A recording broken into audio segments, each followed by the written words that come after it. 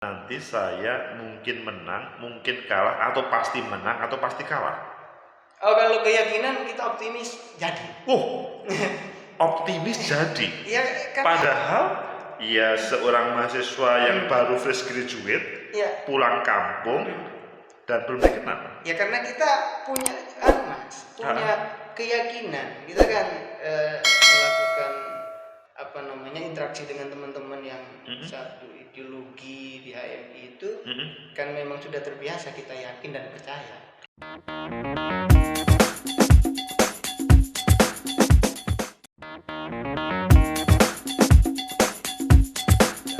Assalamualaikum warahmatullahi wabarakatuh. Waalaikumsalam warahmatullahi wabarakatuh, Mas. Berjumpa lagi dengan Agus M. Fauzi Official. Hari ini kita kehadiran tamu yang istimewa, Mas Akis Jazuli. Bagaimana kabarnya, Mas? Alhamdulillah, Alhamdulillah, tos dulu. Ya, sehat. Pemirsa, hari ini itu Mas Akis Jazuli datang di Graha. Beliau itu anggota DPRD di Sumeneb ya? Okay. 2 periode. Okay. Namun yang lebih menarik itu beliau itu umur 24 sudah terpilih. Bagaimana ceritanya umur 24 terpilih itu? Apakah ada hubungannya pada waktu kuliah dahulu atau memang sudah bercita-cita semenjak kecil mau jadi anggota DPRD? Wah, gimana ceritanya? Enggak juga. Alamiah aja. Alamiah aja. Jadi pada waktu kuliah ngambil jurusan Hubungan internasional. Hubungan internasional, seharusnya jadi diplomat ya. Atau Menlu. Tapi kok selanjutnya memilih sebagai duta besar. Kok selanjutnya memilih sebagai legislatif? Bagaimana ceritanya?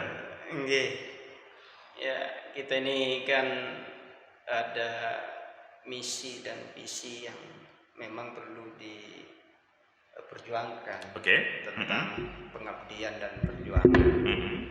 Bagaimanapun kita lahir dalam konteks kita sebagai aktivis, tentunya semangat untuk mengabdi dan menciptakan sebuah hal yang baru dan berkemajuan menjadi cita-cita bersama. Kebetulan sebelum saya itu terjun ke politik praktis, ya saya lahir dan mengabdi di mana di Kabupaten Sumeneb itu saya awalnya sebagai anak seorang petani. Jadi masa kecilnya sampai kuliah itu adalah simbol petani. Iya. Dan Terus nelayan. Petani dan nelayan. Luar biasa ya. Jadi kalau begitu, meskipun petani dan nelayan kaya lo begitu ya. Ya, semangat untuk mengarungi kehidupan itu dan semangat untuk melakukan pengabdian itu terinspirasi dari keluarga. Orang tua, bapak dan guru di kampung.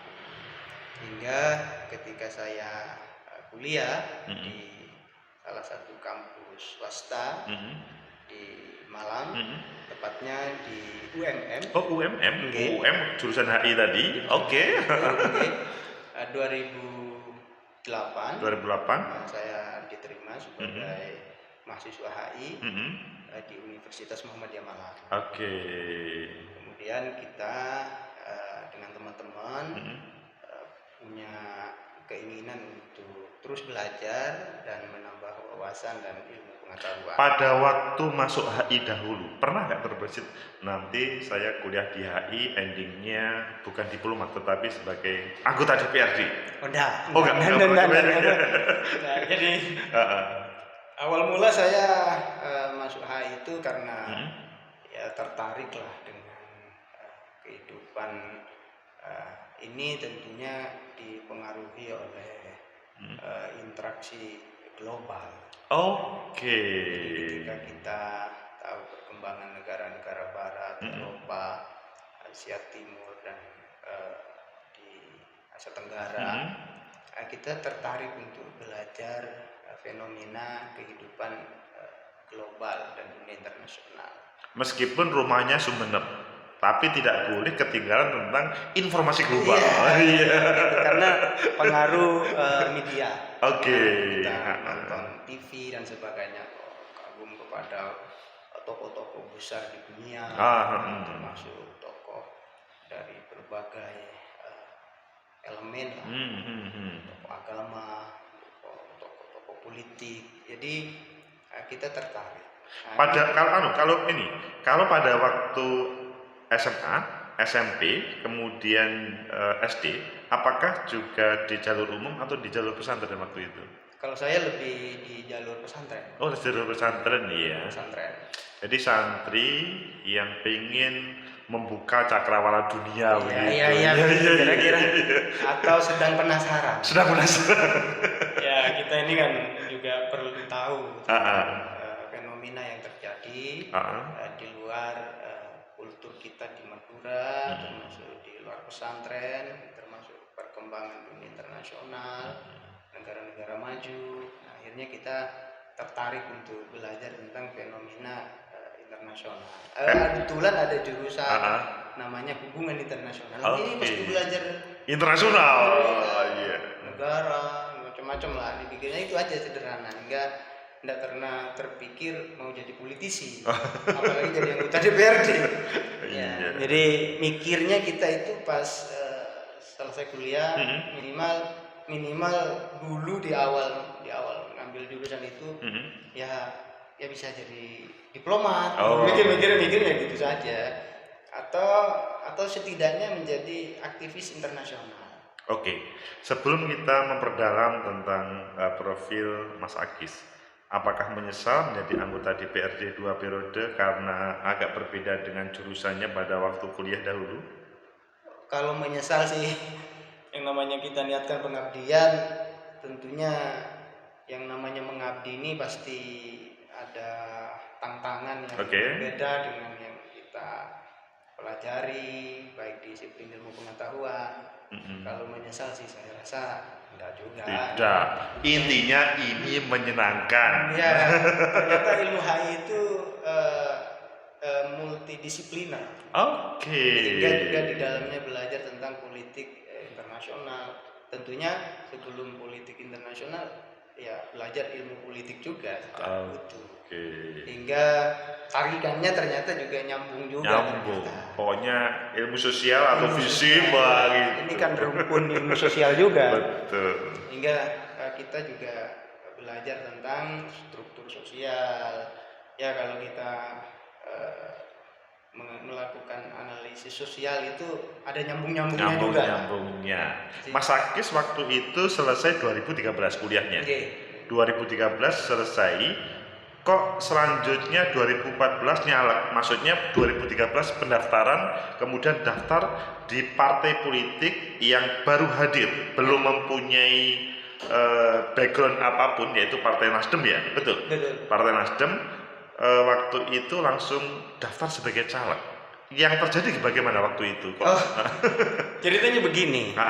Saya itu sejak kuliah memang tidak punya planning untuk jadi politisi. Tapi lebih kepada belajar ilmu pengetahuan, knowledge science, dan wawasan-wawasan tentang dunia internasional. Namun ketika di tengah perjalanan juga ikut terlibat dalam gerakan-gerakan kemahasiswaan. Dan saya aktif dan ikut latihan kader 1 LKHMI cabang Malang pada waktu itu 2008. Dan disitulah saya melakukan proses kaderisasi dan ya terus terang saja, jadi HMI inilah yang membentuk saya secara mental dan belajar kepemimpinan. Enggak, waktu itu saya pengen suasana 2013. 2013 itu kok selanjutnya tidak memilih partai A, misalkan partai B, tapi kok memilih Nasdem yang waktu itu baru pertama kali akan ikut proses pemilu? Itu efek HMI juga. Efek. Kenapa harus demikian? Karena saya ketika ikut ikut LK, selesai ikut LK ya kita saya jadi pengurus dengan teman-teman di komisariat, namanya Komisariat Ilmu Sosial dan Ilmu Politik. Pada waktu itu terus jenjang kaderisasi kita ikuti, dan saya ditugaskan oleh teman-teman untuk juga ngabdi dan berkreasi dan di lembaga intra dari HMJ, senat fakultas sampai senat universitas. Senat mahasiswa. Kebetulan terakhir saya diberi mandat sebagai ketua umum senat mahasiswa tingkat universitas. Bahasanya bukan presiden BEM ya, bukan? Senat itu kalau di Amerika itu senator. Wis, ngerti. Ini bayangannya bukan Sumenep, guys. Tapi Amerika. Iya, karena saya orang KI kan begitu. Iya, betul. Jadi bukan legislator. Bukan legislator, Jadi perannya itu ya mirip-mirip seperti negara di Amerika. Betul. Negara Serikat. Nah, kemudian itu efek kita menjadi aktivis. Nah, itu 2013 saya lulus. Aktivis ini kan masih melekat. Semangatnya harus tersalurkan. Semangatnya harus tersalurkan, guys. Tersalurkan. Ketika sudah tidak lagi menyandang predikat sebagai mahasiswa, maka menjadi masyarakat. Harus mengabdi, lakukan pengabdian. Menjadi masyarakat biasa. Biasa. Padahal dari ketua umum. Iya. Habis itu masyarakat biasa.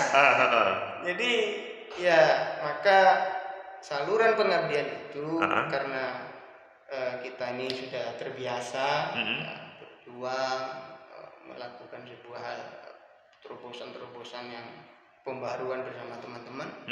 Ya ketika 2013 lulus kita sama teman-teman ngopi-ngopi bareng.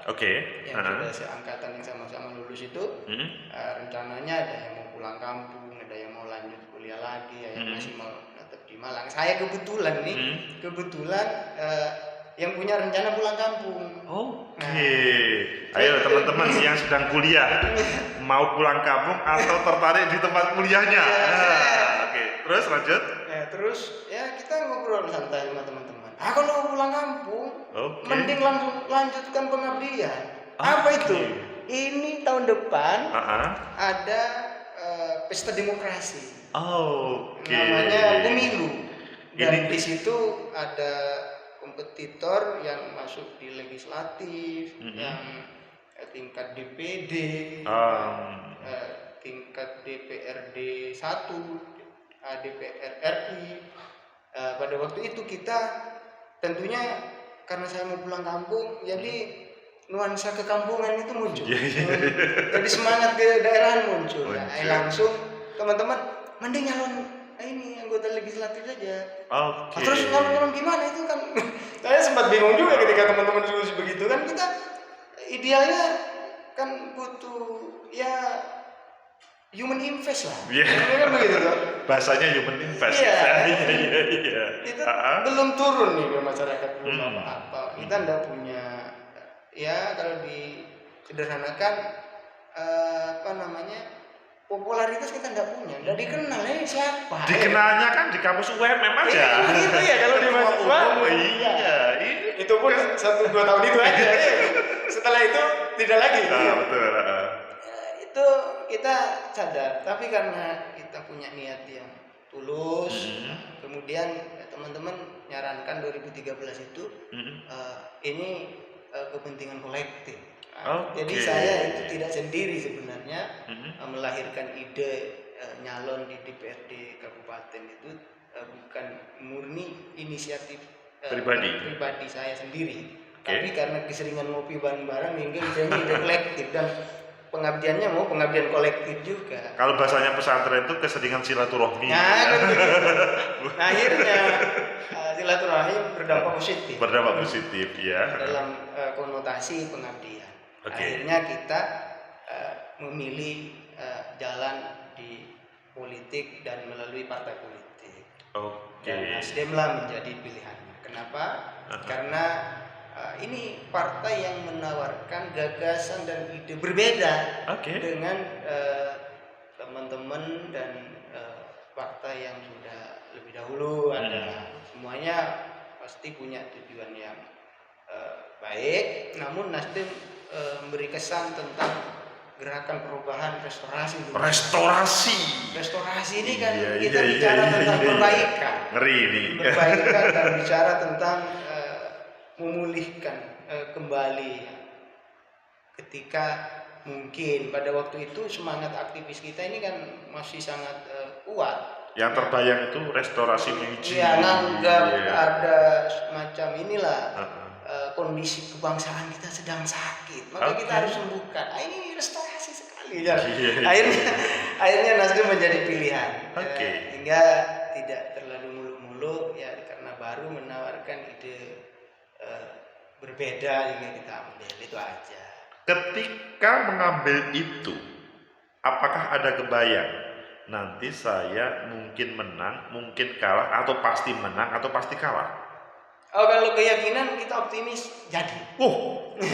Optimis jadi. Ya, padahal ya seorang mahasiswa yang baru fresh graduate, pulang kampung dan belum dikenal. Ya karena kita punya keyakinan. Kita kan melakukan interaksi dengan teman-teman yang satu ideologi di HMI itu kan memang sudah terbiasa, kita yakin dan percaya. Yakuza. Ya akhirnya modal Yakuza itu kita bisa dikatakan nekat. Teman-teman, kamu nekat apa punya tekad? Nekat aja dengan keyakinan itu kita yakin nih, hingga kita bergerak ya bisa disederhanakan dan mandat rakyat itu kita kembali. Bahwa suatu saat kalau memang tertarik disiapkan seperti Mas Akis. Banyak jalan menuju Roma. Cuman boleh juga ikut jalan yang saya tempuh ini. Begitu. Itu salah satu jalan yang nggak tahunya tidak harus jadi diplomat, nggak tahunya juga manis juga. Artinya kesibukannya cuman ini Mas. Karena kita sering ketemu konstituen, jadi pejabat pemerintah itu ya mungkin ya bisa dianggap enak aja, bukan, tapi ruwet kalau kita ini tidak menikmati. Iya, artinya kalau kita tidak punya rasa keikhlasan dan tulus, mungkin menjadi stres juga kita. Karena ya macam desakan, tuntutan, koreksi dan sebagainya kita kan harus terima. Walaupun ini adalah pilihan hidup di negara demokrasi, kita harus dengar dan doakan. Waktu umur 24 tahun terpilih menjadi anggota DPRD Sumeneb waktu itu, apakah sudah ada pendamping atau belum? Sudah. Sudah. Kelihatan di atas rata-rata ini. Sudah. Jadi pendamping, maksudnya istri itu menjadi modal motivasi untuk bagaimana terpilih gitu ya. Iya. Itu bagian yang harus kita pikirkan juga. Artinya kan seimbang keluarga dengan umat kan. Mas Akis, ini kan teman-teman juga bertanya, bagaimana kok bisa menang padahal ini adalah pengalaman pertama sebagai caleg dan ini adalah partai pertama yang belum pernah ada legislatif waktu itu. Bagaimana kok ceritanya kok bisa terpilih? Ya kalau kita ini kan sudah terbiasa Mas. Ya di HMI itu, di Polstratak itu kan udah terbiasa kita mendengar dan sering diskusi dengan teman-teman. Ya pada prinsipnya kita ini aja tulus saja memberikan pengabdian ke masyarakat. Hingga dengan cara seperti itu ya publik menilai atau warga masyarakat menilai dan percaya ke kita dan terpilih. Jadi teorinya tulus saja dah, tulus saja melakukan pengabdian, nothing tulus lah, bahwa apa yang saya mau lakukan ketika terpilih ya ada perubahan yang lebih baik. Atau mungkin karena Mas Aki sebagai Gus, kalau di Jawa itu kan ada Gus anak Kiai. Jadi modal sosialnya itu melebihi dari segala-galanya. Enggak. Tanpa harus berjuang kemudian bisa terpilih. Bagaimana? Saya kan tadi sudah bilang saya anak petani. Oh, iya. Iya kan? Iya. Jadi eh, apa ya? Hal ini bagi saya momentum lah. Oke. Momentum pada waktu itu mungkin Mm-mm. masyarakat itu ingin memberikan mandat kepada anak muda. Oke. Di masyarakat Sumeneb itu bagaimanapun kita tahulah Madura ini punya budaya dan kultur yang berbeda. Jadi pendekatan saya tentunya sesuai dengan kultur dan adat yang ada di sana. Oke, jadi bukan Gus tuh ya, bukan pinter. Iya. Tapi mungkin ini juga ada yang bertanya, mungkin Mas Akis uangnya banyak karena anak petani dan anak nelayan, kalau dikumpulkan uangnya banyak sehingga kemudian bisa memenangkan. Apakah begitu Mas Akis? Enggak juga. Enggak juga ya. Cuman kita kan butuh biaya politik. Oke. Ya tentunya kita melakukan sebuah sosialisasi, hal-hal yang tentu penting untuk disampaikan ke masyarakat. Kita lebih kepada gerakan sosial. Gerakan sosial, oke. Gerakan-gerakan kemanusiaan. Oke. Dan ide dan gagasan yang dimungkinkan rasional menurut masyarakat bisa dicapai. Itu aja hingga kita dipercaya dan mendapat suara dominan dan terpilih. Biasanya di Madura, di Jawa, anak muda itu jarang diberi kepercayaan oleh para pemilih. Maksudnya, wah anak bau kencur kok, ini sudah nyalak. Nah, apakah waktu 2014 waktu itu muncul kalimat itu? Anak kecil, baru lulus kok nyalak, udah gak usah dipilih. Gimana waktu itu? Oh iya, itu kalau kita berkompetisi ya, tentunya ada yang tertawakan juga. Anak kecil, kencur ya, betul. Tidak punya modal sosial, buru-buru langsung nyalek. Apa sih gagasannya? Cuman ingin aja, hanya retorika aja. Yang diperbuat belum ada. Karena saya kan waktu itu tidak sendiri nyalon. Pasti ada kompetitor yang lain. Dan betul. Itu banyak. Tidak di satu partai tapi beberapa partai juga. Dibuktikan saya suara tidak terlalu besar juga. Oke. Cuman suara akumulasi keseluruhan aja yang besar. Oke. Nah, itu bahwa pandangan belum tahu apa-apa tentang masyarakat di rumah saya dan sebagainya itu iya terjadi. Cuman kita yakin bahwa apa yang kita lakukan itu pasti menuai hasil yang sesuai dengan yang kita kerjakan. Utamanya niat baik itu kan mesti berbuat baik dan hasilnya juga baik. Gitu. Man yasruk yaskud yahsud. Siapa yang menanam maka akan mengetam. Wah, masa pesantren agak lupa sih. Mas Akis, kalau boleh tahu, ini juga pemirsa pengen tahu, 2014 itu Mas Akis mampu meraih suara berapa sehingga kemudian bisa dilantik menjadi anggota DPRD waktu itu? Kurang lebih 3.000. Oh, 3.000? Enggak, bukan kurang lebih. 3.000, 3.000. Pas. Oh. 3.000. Keramat ini kok bisa pas. Nggak ada lebih satu, nggak ada kurang satu. 3.000 pas. Karena itu suara partai sama suara pribadi atau? Itu suara personal. Oh, suara personal. Suara akumulasi kurang lebih ya, karena saya ini agak lupa. Itu kurang lebih 12.000. 12.000 akumulasi satu dapil. Akumulasi satu dapil. Dari 9 kursi. 9 kursi yang ada. Saya di posisi kursi kelima. Oke. Tengah. Karena di bawah saya masih ada 4 kursi lagi kan.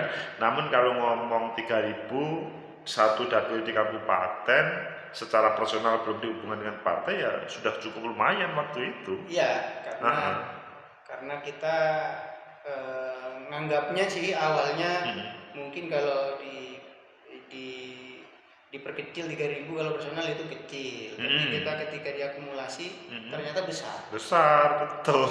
Karena 12.000 itu kan besar. Betul. Terbukti dari 9 kursi itu kita di urutan kursi kelima. Kelima. Dan nilai kursi waktu itu berapa? Berapa ya? 12 atau 9.000? Sekitar itu mungkin. Iya. Pasti sekitar 9 atau 12.000 lah. Ya, lupa lah. Karena berubah-berubah ya. Oke. Tiap pemilu. Kalau selanjutnya dalam perjalanannya 5 tahun 2019, Iya.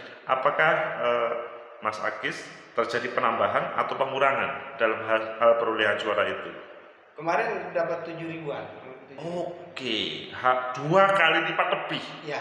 Jadi naik 100% 125%. Iya, benar. Oke. Padahal pemirsa ini sebagian pemilu kedua itu suaranya habis. Bagaimana kuncinya kok bisa mendapatkan 2 atau 100 kali lipat lebih waktu itu, Mas Akis? Melayani tanpa batas. Oke. Jadi kita ini menjadi apa ya, betul-betul menjadi pesuruh rakyat, petugas rakyat itu aja. Hingga dibuktikan ketika berkompetisi lagi, rakyat masih percaya dan persentasenya menjadi kurang lebih 125% kenaikannya. Itu bisa dibilang ya representasi yang secara angka. Oke. Jadi memang ini calon pemimpin masa depan. Kalau legislatif kan belum pemimpin yang sebenarnya, tetapi masih sebagai wakil rakyat. Mungkin ke depan sebagai pemimpinnya akan datang. Mas Akis, ini juga teman-teman itu bertanya. Untuk 2024 ini, apakah Mas Akis tetap di Dapil Sumeneb atau naik ke provinsi atau ke Jakarta malahan? Kita ini aja nunggu perintah rakyat. Oke. Kalau kita diminta untuk di kabupaten, ya kita di kabupaten. Oke. Dan tentunya juga kita mendengarkan suara partai. Oke. Jadi kan memang partai juga menata dapil, maksudnya calegnya di lebih baik, lebih cocok di mana begitu ya, menyesuaikan ini juga. Anggota DPRD kan ya harus menjadi representasi rakyat dan partai politik. Oke. Bagaimanapun harus seimbang kan begitu. Karena kalau tidak menjadi kader partai kan tidak bisa jadi anggota DPR. Maka ya plafon dan ideologi partai dan tujuan partai juga harus kita jadikan dasar untuk mengabdi masyarakat itu aja. Tapi kalau saya ya, dua-duanya tentunya rakyat yang menjadi prioritas dan partai juga menjadi prioritas juga. Sama seimbang kan. Dengan hakikat logikanya kan begitu. Betul. Mas Akis, sebelum closing statement, lebih banyak enaknya atau lebih banyak tidak enaknya? Seperti apa saja enaknya? Seperti apa tidak enaknya? Mungkin bisa diceritakan sebelum closing statement. Aduh. Iya, tidak enak sih. Oke. Kita rasakan namanya perjuangan dan tantangan. Oke. Pasti banyak juga yang saya rasakan hal yang tidak enak. Oke. Nah, berjuang ini butuh ini apa ya? Mungkin terasa lelah, tapi kita tidak menyerah. Ya jujur aja, karena kita kan tidak bisa ya kalau tidak ada enaknya. Ya enaknya sih kalau kita bisa merasa nikmat ketika sudah apa yang diinginkan masyarakat bisa tercapai. Ya kita ngumpul dengan teman-teman yang seperjuangan dan merasa bahagia juga ketika dinamika pengabdian kita dari waktu ke waktu ya ada perubahan yang lebih baik. Ya kita batin ini merasa nikmat. Intinya ketika masyarakat rakyat bersemangat, sejahtera itu ikut nikmat ikut begitu. nikmat, ikut bahagia. Nikmat mereka adalah nikmatku. Iya. Wah, iya.